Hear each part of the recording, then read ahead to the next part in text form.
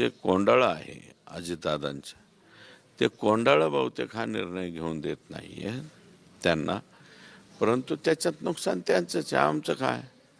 आणि आम्ही काय दुश्मन म्हणून म्हणत नाही.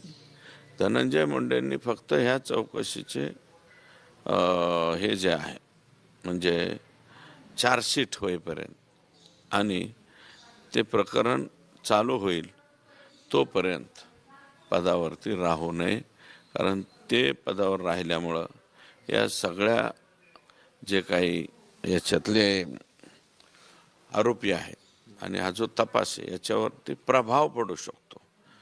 नको बाबा कशाला, अजूनही ते मंत्रीच आहेत. आता बरेचसे लोक मोकळे बोलायला लागले परळीतले. हळूहळू हळूहळू गुन्हे दाखल करायला येतील ना, ज्यांच्या कोणाचं कोण मारलंय, कोणाचं काय झालं.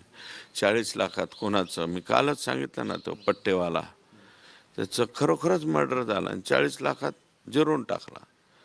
म्हणजे हाही एक परळीचा नवीन